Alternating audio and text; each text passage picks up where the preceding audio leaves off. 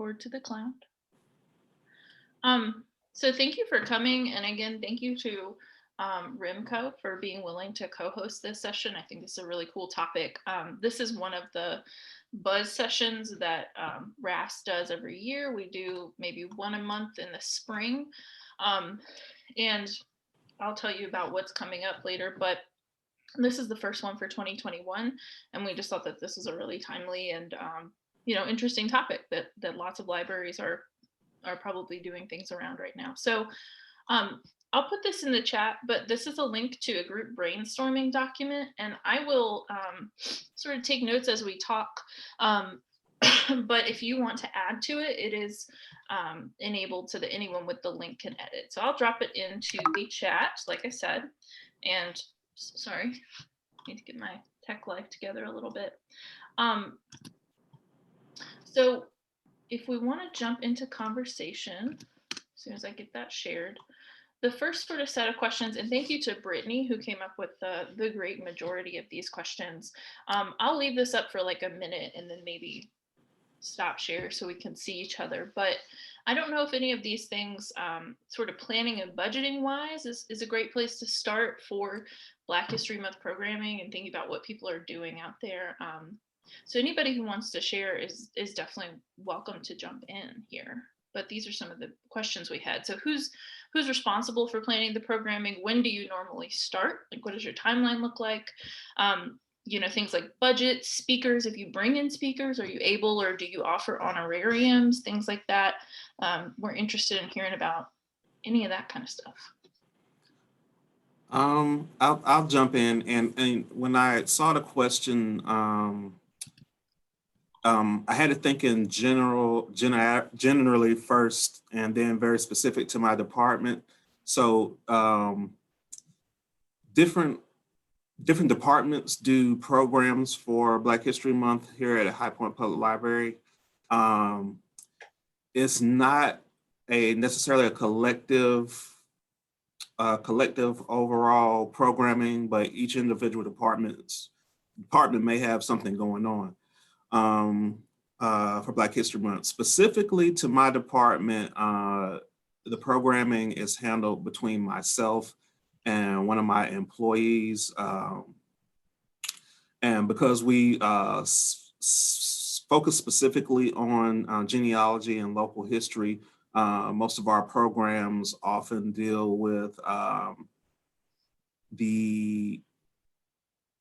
how the African American community can approach their research for genealogy.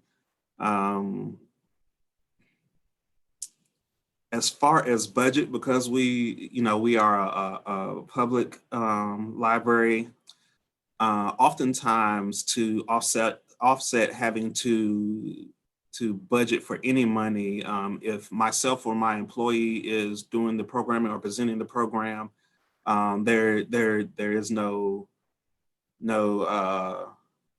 budget to to use, because we're using in-house resources from knowledge and information that we know about genealogy research to get that program done. We don't really do food or anything like that. Most of the time, if we have any materials to provide, is things that have already been paid for through our line budget. So there's not a budget specifically for our programs.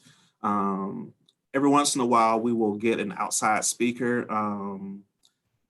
We have gotten speakers through the North Carolina Humanities Society. And depending on what they're speaking on, where they're coming from in the state of North Carolina, we don't have to offer them an honorarium. So we're very good at being able to put on programs for pretty much for free. So I was, and I said that's a testament to our networking and collaboration with those who are in the history and genealogy field, just being able to interact with them and having relationships where they want to come and give presentations during that time. Okay, well, I'll jump in. Coming into the community college world, before I was here, I was at Wayne County Public Library in Goldsboro, North Carolina. I partnered with other departments at the library at my particular branch. Before I left, I was doing young adult programming, and so I thought that was pretty cool to have help from TAB, the few TAB members that I had, and again, working with other departments. But now that I'm at the community college, it has helped me to collaborate with departments on campus, including the Center of Student Activities. They have been a great help to work with. I've partnered with the Tutoring Center, and how I've partnered with them is just sharing social media posts to get the word out there. So not so much the program aspect, but marketing. But partnering with the Center of Student Activities, I've been able to collaborate and do some programming with them, as well as the Minority Male Success Initiative. For this month, we do have Real Chat Conversations where we are reading titles written by African-American males. And so I'm really excited about that project. And we're not really spending a lot of money because, again, I'm collaborating with other departments. So that has helped me. That's awesome. Are other people doing things? I know my library also has no like committed budget for Black History Month programming. So, you know, especially in the time of COVID, kind of taking advantage of some of the free resources that we have access to. So I know we have a student who put together a Google site of sort of recommended readings, listening, movies, things like that. And he's done that for a couple different sort of theme months, but I know that's one thing, just sort of leveraging like these free sharing platforms that we have. So I'm interested if anybody out there does have a committed budget for Black History Month programming. There anybody else who wants to share about that?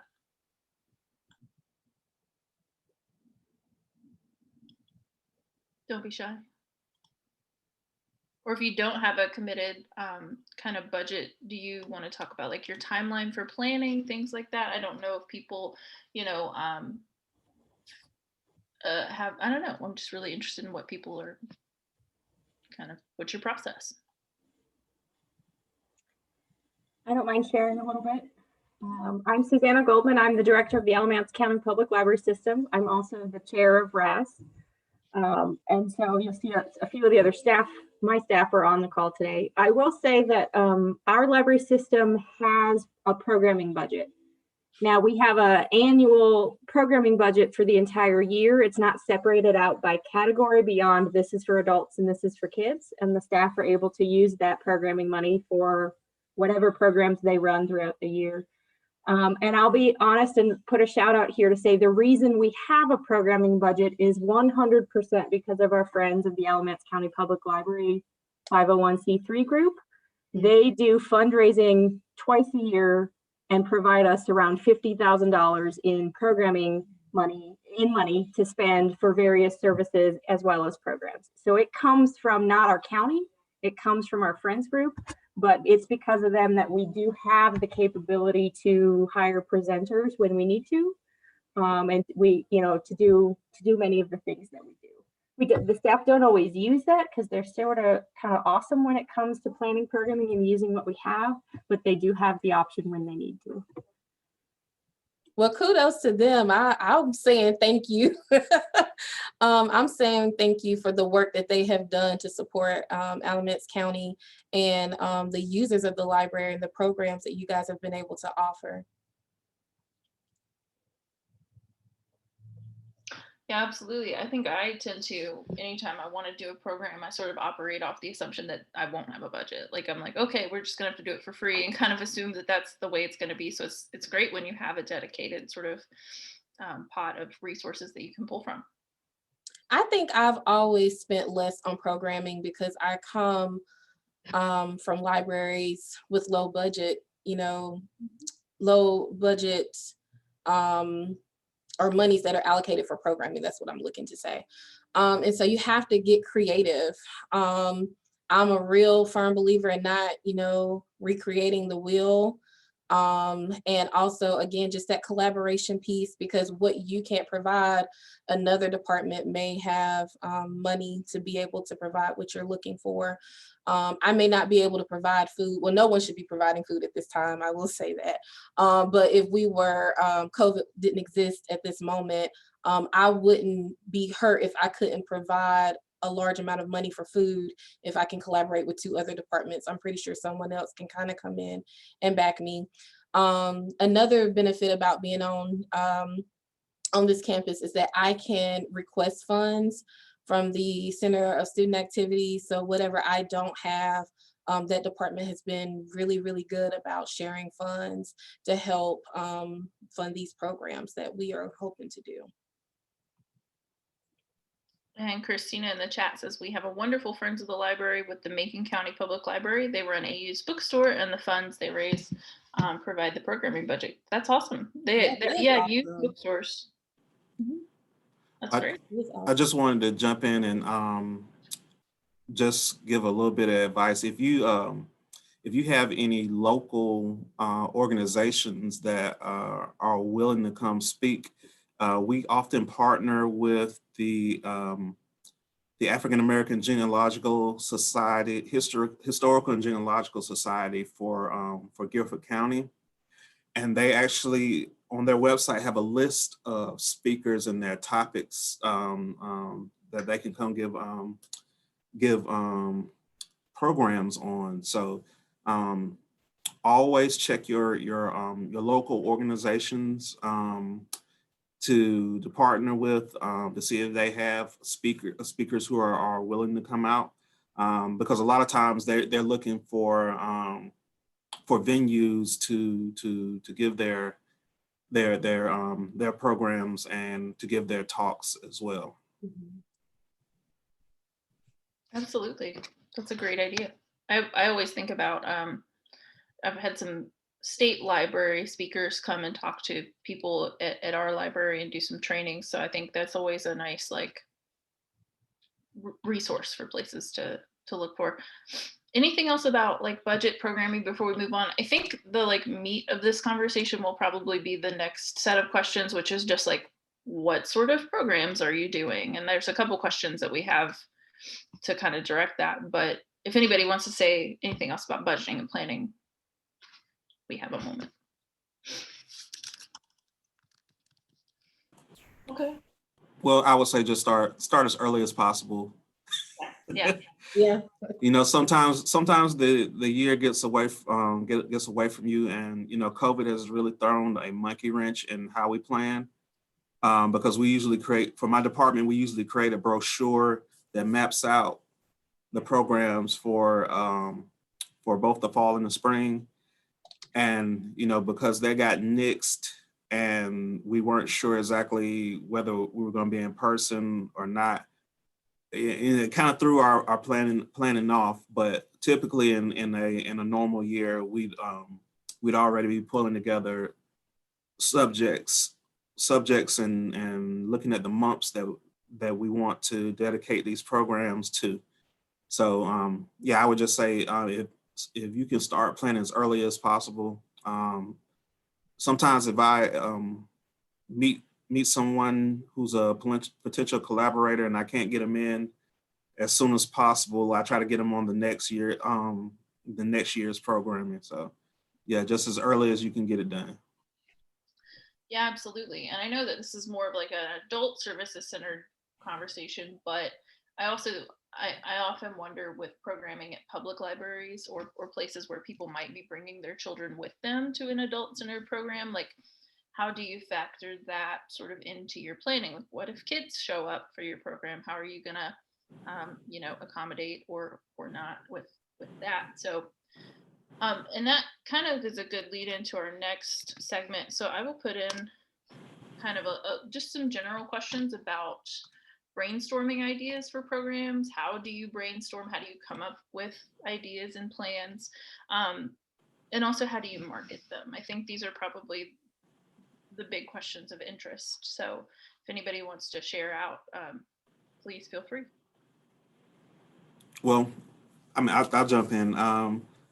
For us, especially with genealogy, like I said, and specifically for Black History Month, I like to tend to lean towards programs where I am teaching about research that is specific to the African American community and how they can research their families. I have a specific one that I do if I don't have a different collaborator coming to speak during Black History Month, where it just talks about genealogy basics for African Americans, some of those very specific roadblocks that an African American researcher may run up against doing genealogy research, such as being able to push past the 1865 mark once the Civil War is over with, being able to connect your family from that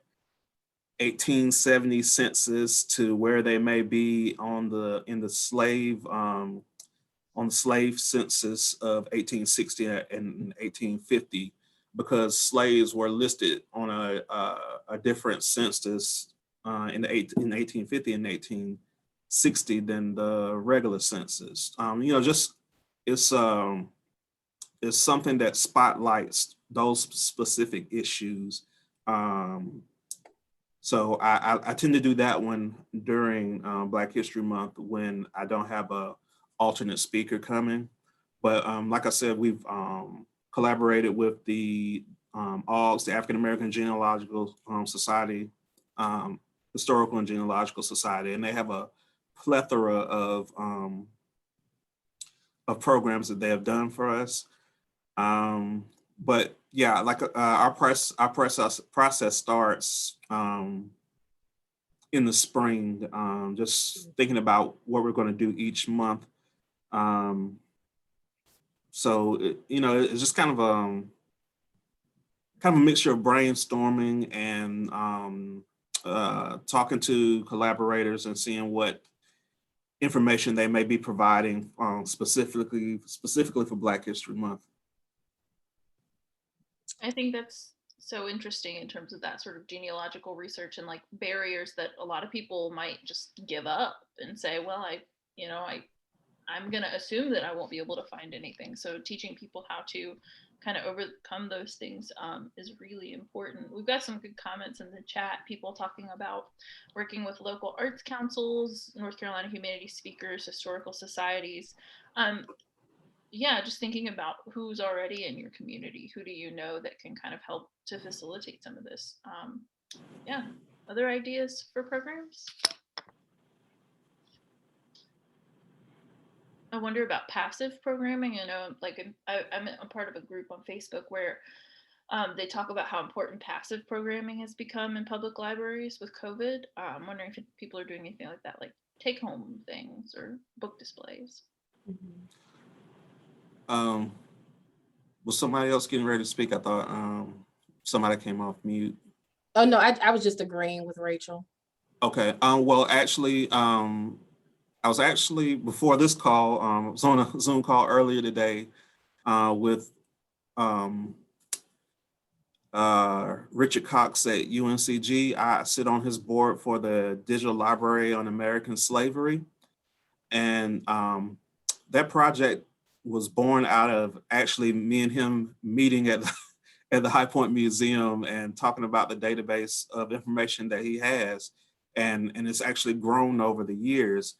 So the person who currently manages it, Claire Heckel, will actually be doing a presentation for us virtually at the end of March, talking about where we are in the project right now as far as transcriptions, and also trying to get trying to inform some of our patrons about volunteering to do transcriptions for some of the materials that are listed on the database.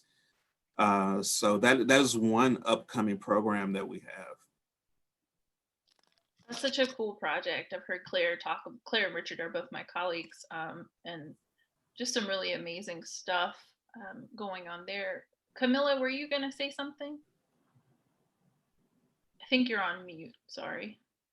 No, I was just going to say, I've been doing a lot of research this week just to see what is going on in North Carolina libraries, because we're having our Board of Trustees meeting this week. And I was not able to find the link right this minute. I'll probably find it in a few minutes and put it in the chat. But I noticed that Greensboro Public Library has actually a really nice, like a 3-page PDF that they've designed with artwork for just Black History Month events. And a number of the events are partnerships like with National Endowment for the Arts, where they're reading a book, you know, nationally for Black History Month. And those seem interesting to me, and probably don't cost anything. I don't know. They did have on the National Endowment, there was something where you could apply for a grant for Black History Month for libraries to do this read along. But it looks like more organizations are offering those kind of things. So I was wondering if people have had experience with those at all, like national read-alongs through groups or something Black history related though. I've seen programs like that. It wasn't necessarily about Black History Month, but I believe Cumberland County a few years ago had the Big Read. Wayne County has had something similar to that. And so they meet with a variety of organizations. I know that with Wayne County specifically, it was the public library, it was Wayne Community College. There were a few other county departments. I believe the museum was involved, and it was just different programs throughout the week held at these different locations. The library bought a number of books. I can't remember all of them, but I know Educated was a part of the reading list. And I know that it really increased our circulation. We had a couple physical books, but we had ebooks as well for those who preferred e-reading options. And I felt it was very successful, and it seemed like every program was very well attended. But I noticed that a lot of our local history programs related to that reading project was very well attended.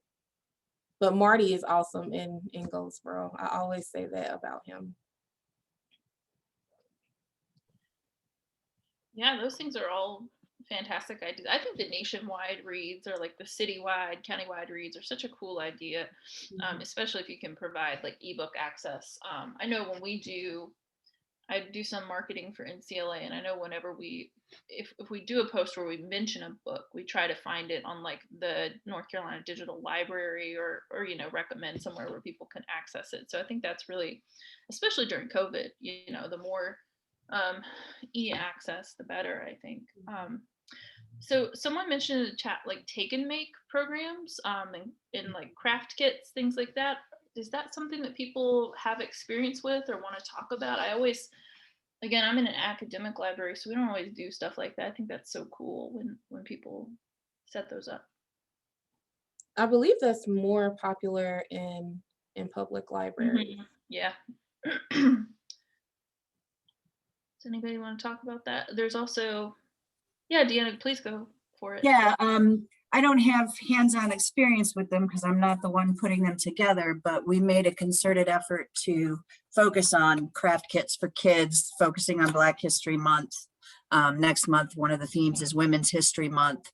And yeah, they're probably our most popular program right now. Something people can do with their hands that doesn't involve a screen. We've tried some of the value-added ones where there is a little screen component, and those are picking up somewhat too. So we'll see as it goes. But yeah, this year we made a concerted effort to focus on Black History Month, and I'm really pleased with the way things have gone out. That's awesome. Now we here at the High Point Public Library, we don't have a craft kit for adults. I don't know if anybody has done anything like that, but my department does group reading. And prior to COVID, it was actually our patrons coming together, reading a book, and having the discussion. So this month, one of my employees did our book group, or conducted a book group, and it's gone virtual. So that's been going well. We were kind of nervous at first because specifically for genealogy rooms, our patronage tends to be a little older. So some of them were not too keen on hopping on Zoom or Teams, but he did a little reconnaissance and did some teaching and got his core group onto Teams, and he's been conducting our book group that way this month. So the name of the book this month was The Black Prince of Florence: The Spectacular Life and Treacherous World of, and I'm going to attempt to say his name, Alessandro de Medici. Sure. Yeah, I think I'm close, but I guess that's definitely an alternative to just doing a regular program, being able to go from a physical book group to a virtual book group, and they seem to be enjoying it. Once we got them acclimated to how to use Teams, they are the same old group they were when they were meeting in person. Yeah, that's a great point. It kind of ties into some of the other questions we have here. So, like, how do you, if you're having virtual programs, how do you kind of overcome some of that Zoom fatigue that people have? Or, are there ways, I don't know if anybody has thoughts on this or experience with this, are there ways to kind of engage people virtually a little bit more? I know that is a constant. I do a lot of teaching, and staring at the box with somebody's name on Zoom is just like, it hurts your heart a little bit, and you're like, is anyone there? So I don't know if people have strategies for that or anything. Susanna posted about adult craft kits. I think those are so cool. I wish we did them at my library. I think for the virtual events, it's easier for us to go live. I try not to Zoom people to death because they're Zooming throughout their classes. But what I have found is that the more, again, that our other departments share our content, our engagement continues to grow. So even if you're not following us, you still see our lives. I think it's not Black History Month related, but I kind of wanted to share a testament of it. I partnered with our counseling department in September. Our counseling live I think we had maybe 5 people who actually participated on the live. By the close of the day, I had over 200 views. So that just goes to show, the more that you share and reach them where they are. I did that live at about 12 o'clock. I just figured that students would be off at lunch. It was, I believe that day was a Tuesday, but I should have gone live later at night. After students have gotten off of work, they're relaxed, if they're parents, if their children settled for the day, they would be, more likely to sit on live and sit during the entire time of the program. And so that's how come I wasn't as shocked that the numbers grew overnight. And I would also say that if you do the live on Facebook, you have the option to download it and upload it as IGTV onto your Instagram page. You can upload it onto YouTube, and anywhere that I see numbers, I'm documenting it, right? Every number I got, I'm counting it.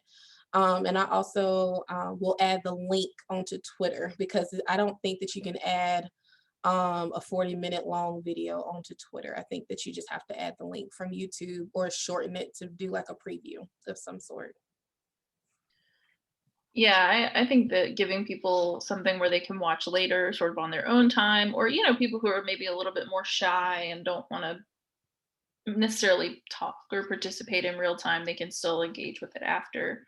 And that kind of gets into some of the assessment stuff that we had kind of planned to ask people about. So I'll put those questions in the chat.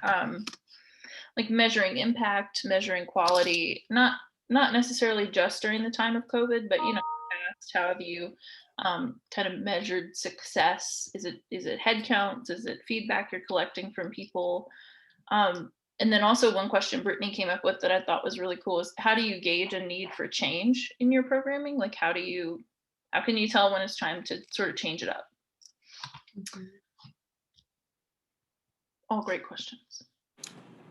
I would, our assessment has been feet in the door. After programming has the amount of traffic through your department picked up. We have a core group that we know will show up to our programs no matter what the subject matter is, because they're just very focused on genealogy and local history. So we try to keep fresh content coming, especially when it's being provided specifically by myself or Mr. Larry Cates, who is my full-time librarian.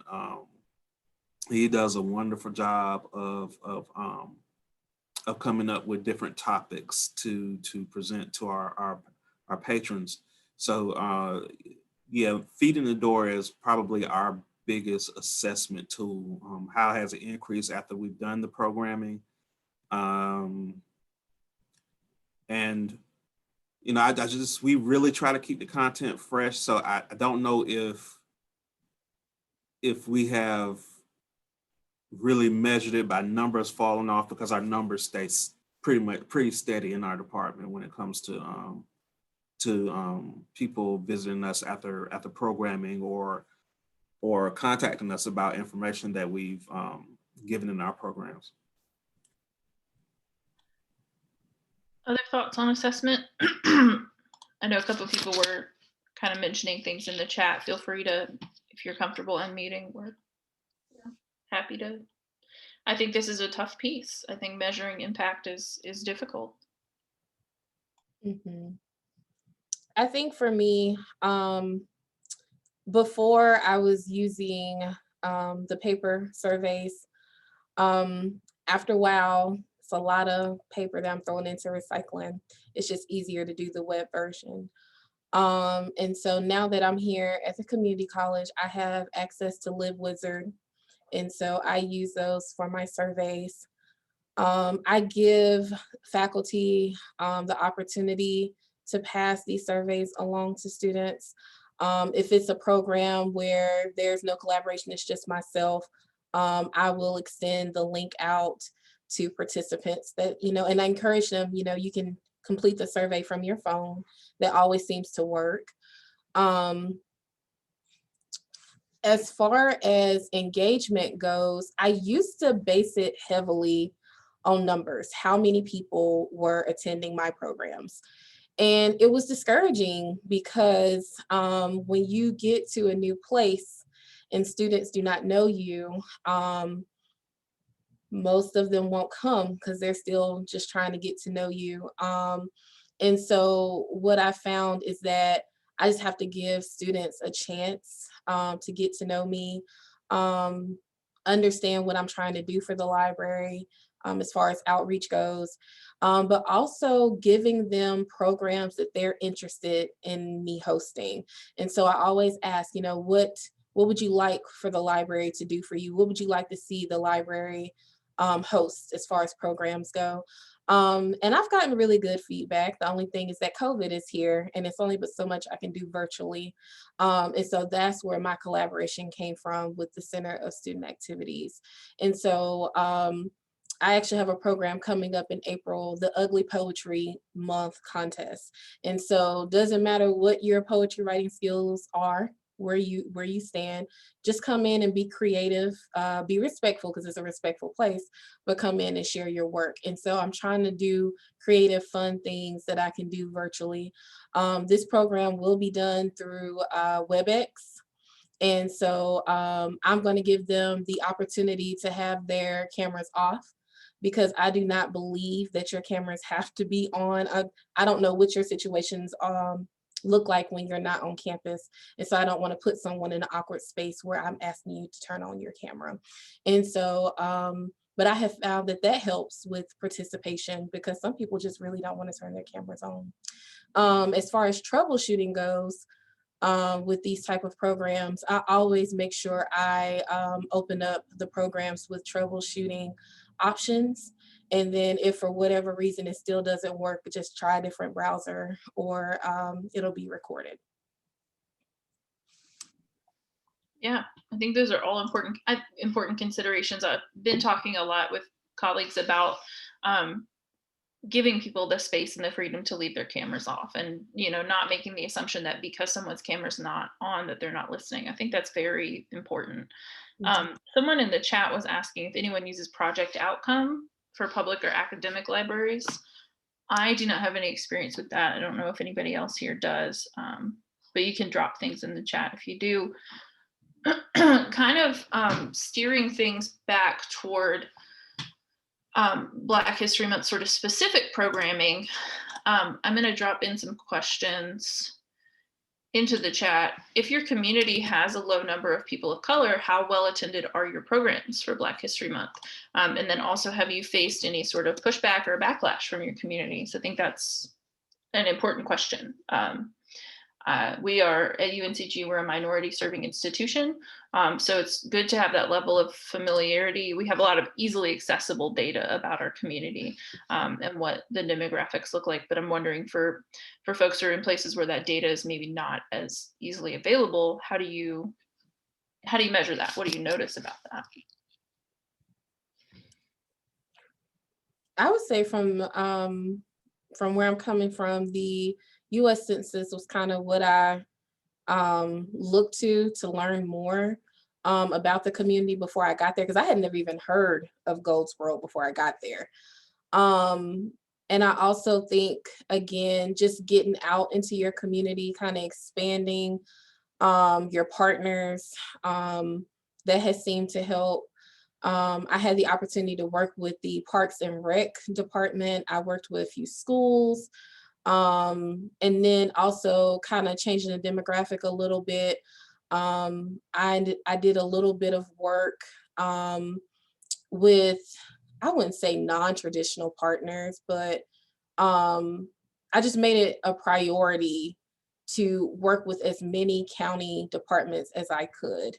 Administration was really, really great about pushing that, making sure that, again, we use what we had, and use the resources that were readily available. And, once you get out there and you start asking questions, you kind of learn your community, you kind of learn, the needs of them and how you can better serve them. And so I think that's kind of how I got my feel of the number of people of color, the different demographics, the age groups, and all the way down to Seymour Johnson. Now, Seymour Johnson Air Force Base is pretty quiet. It's different from Fort Bragg. I'm used to soldiers everywhere in Fayetteville and Fort Bragg. It wasn't the same atmosphere when I got to Wayne County. Seymour Johnson, they're just a really close community. And so it was really hard to kind of build that relationship with them.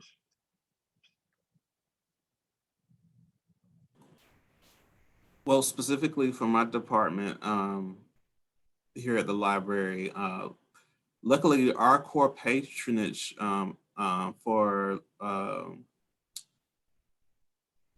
communities of color are also very active in other organizations within the community, such as the NAACP, different fraternal and sorority organizations. So a lot of information that they get from here as far as programming or things that we offer is also communicated to the different associations.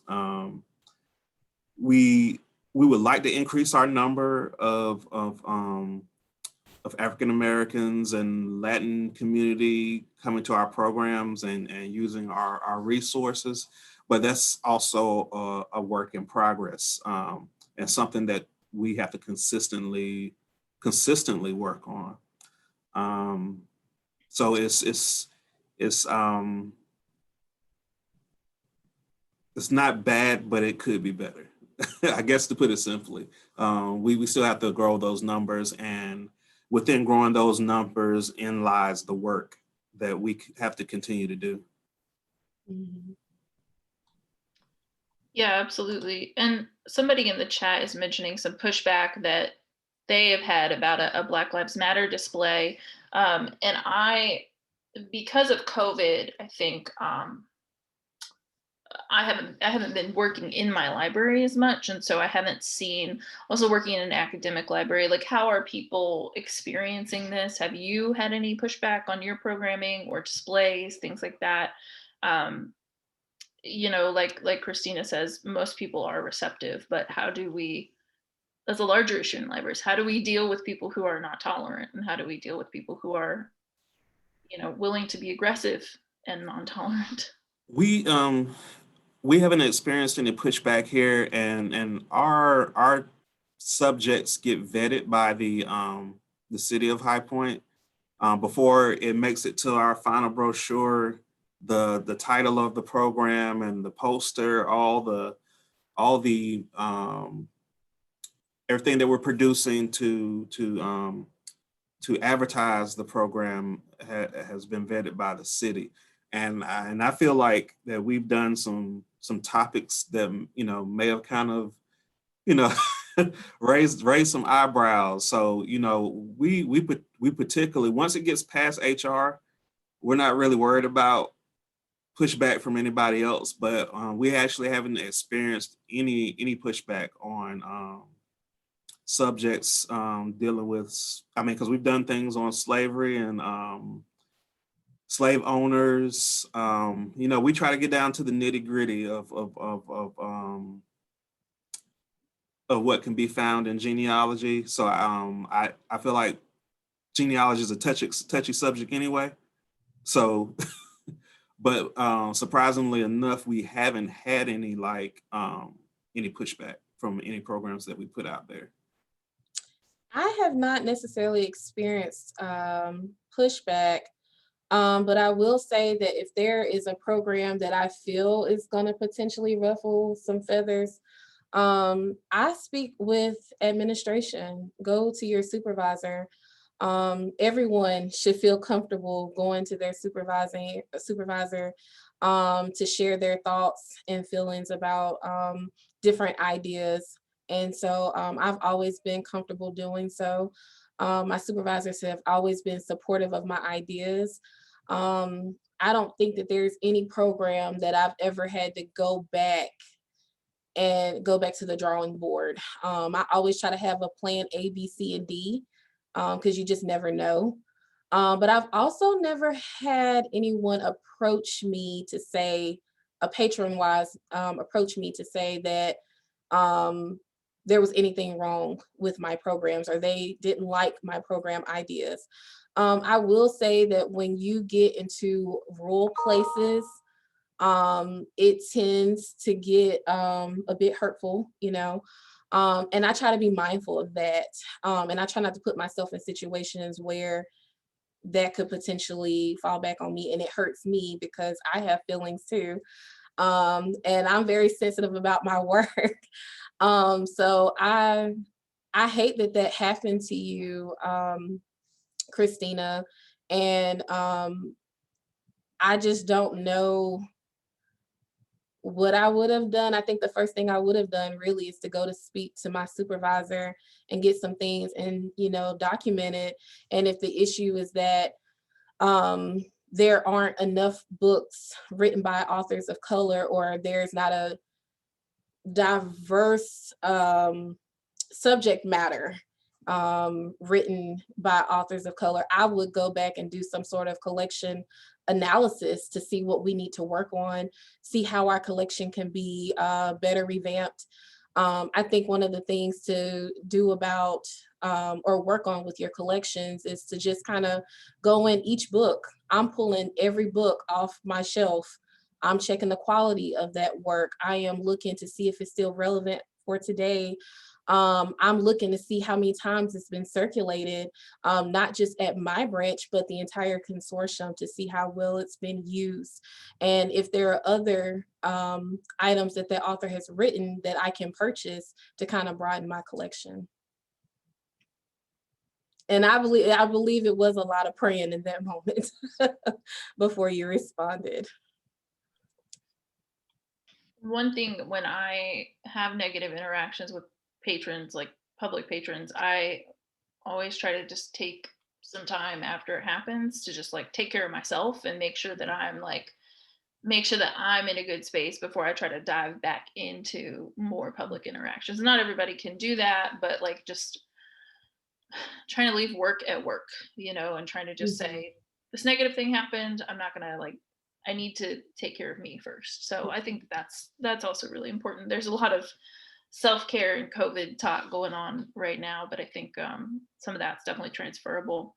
Someone says in the chat, has anyone worked with their local office of public schools to check what is included in the district curriculum for this month? That's a really interesting question. I don't know if there are anybody doing that sort of work, but that's definitely a potential partnership, is your local school system. I actually reached out because if you look on the website for your public school district, you may find that there's a calendar for Black History Month. I did find that for Durham, and books are included in the presentations they're doing with local authors. And if you don't have kids in the school district, you may not know what's being taught, but I can say from my experience going into the elementary school where I have family members who are students, Black History Month is everywhere in the school during February. And the reason why I offer that is also because if it's in the school curriculum, then it's basically in the county curriculum. I mean, I may be naive because I'm not a public servant as such, but if it's being taught in the schools, I see no reason why the public library shouldn't be reflecting what's being taught in schools. Yes, and I can add to that. I'm Kathy Parker, and I am the school library media consultant for the Department of Public Instruction. So I would definitely encourage public librarians. I always tell school librarians to reach out to your public librarians, that is a great collaborative partnership. Sadly, in our state, there are schools that do not have school librarians, so you'll need to check that. But, and at the district level in most school systems, there is someone kind of charged with supervising school library media programs. The reality is that sometimes that individual doesn't have a library media background, and they're probably wearing about 5 different hats in their district. And so they may not spend a lot of time or have that to spend, but for school library media programs, but they would at least be able to connect you, or just connect with the, contact the schools in your areas, and start with the school librarian. If they have the school, hopefully they'll have a school librarian, and that would be a good starting point. Thank you for mentioning that. Absolutely. So we are approaching the end of our time. Does anybody have anything else that they want to add? This is a great conversation, and I am super interested in what people have to say. While you're thinking about it, I will paste in this tiny URL I just put in as the brainstorming document. Please feel free to add to it. If things come up later, please feel free to share. I think these are ideas that many people can benefit from. Anything else? Yeah. I wanted to add something. So Jeffrey asked if anyone had used the project outcome for public or academic libraries. I have never really used it in its entirety. I think that's something that I would like to revisit. Again, I collect the surveys. I go back and kind of review what students, staff, or faculty, just participants as a whole, what they have to say about the program, what they didn't like. And then from there, I just kind of revamp. But it is something that I would like to keep in mind for the future. So thank you for bringing that up.